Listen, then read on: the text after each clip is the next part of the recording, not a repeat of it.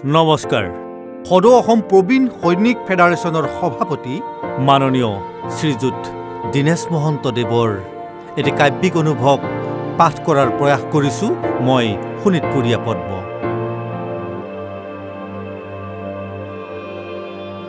এজন কাৰ্গিল যোদ্ধা প্ৰবীণ সৈনিকৰ অনুভৱ। সকলোৱে যদিও মোক সেনা জোৱান বুলি কয়, অনুভৱ কৰিছোঁ সমাজখনৰ অজ্ঞাতে মই বুঢ়া হৈছোঁ। এইখন সমাজে মোৰ ডেকা কালটো দেখা পোৱা নাই। এওঁলোকেতো -55 ডিগ্ৰী উষ্ণতাৰ চিয়াচিন গ্লেচিয়াৰো দেখা নাই, য'ত মই নিয়োজিত হৈ আছিলোঁ অতন্দ্ৰ প্ৰহৰী ৰূপে দিনে নিশাই।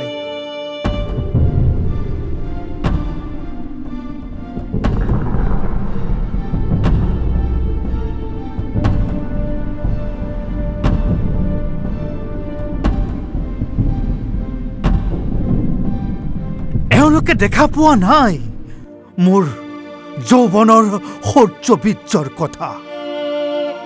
দেখিছিল মাথো পাকিস্তানী সৈন্যই সিহঁতৰ আক্ৰমণৰ প্ৰত্যুত্তৰ দিয়া।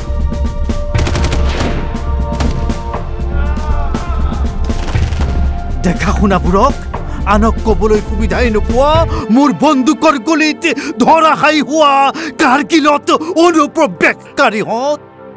সেই অপাৰেশ্যনত মোৰ লগৰ বহুতৰে বীৰ গতি প্ৰাপ্তি হ'ল।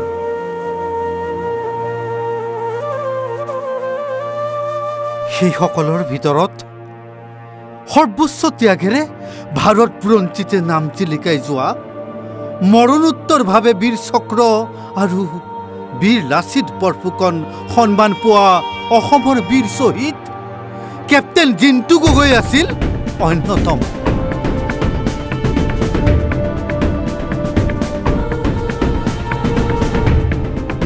জিন্তু গগৈ মোতকৈ বহুত সৰু ল'ৰা আছিল। যুৱ অৱস্থাতে দেশ মাতৃৰ সাৰ্বভৌমত্বৰ বাবে লোৱাৰ শপতেৰে মোৰ ডেকা কালটো আছিল এক অভিনৱ যাত্ৰা।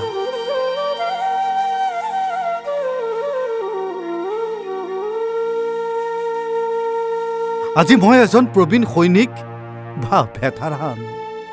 এই উপাধিয়ে প্ৰদান কৰিছে মোক মোৰ জীৱনৰ এক নতুন মাত্ৰা। শত্ৰুৰ চাৱনীত মুখ্যম আঘাত হনা বৰপুতৰ গৰ্জনে তেতিয়া কাণ ঘোলা পৰে।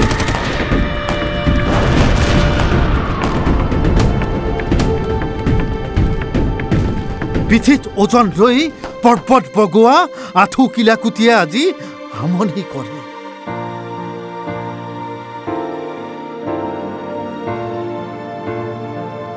বুকু ভৰাই লৈ ফুৰা মোৰ শৌৰ্যবীৰ্যৰ পৰিচয়ক এই মেডেলবোৰেও এতিয়া কাঢ়িছে হুমুনিয়া।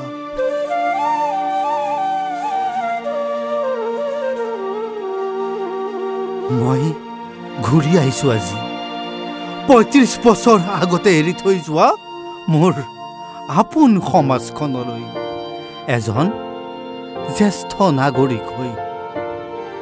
নিয়মানুবৰ্তিতা, একতা, অখণ্ডতাৰ এক বিশাল অভিজ্ঞতা বুকুত লৈ হেঁপাহ আছে মোৰ নৱপ্ৰজন্মক সকলো অভিজ্ঞতাই বিলাই দিয়াৰ, লগতে দেশ মাতৃৰ সেৱাৰ বাবে সামৰিক বিভাগত যোগদান দিবলৈ উৎসাহিত কৰাৰ হেঁপাহ আছে মোৰ এজন ভেটাৰানৰ পূৰ্ণ মৰ্যাদাৰে এইখন সমাজত জীয়াই থকাৰ, জীৱনত লাভ কৰা বিৰল অভিজ্ঞতাৰে সমাজখনক সকলো দিশত আগুৱাই নিয়াৰ। জয় আই অসম, জয় হিন্দ, জয় হিন্দ, জয় হিন্দ, জয় হিন্দ।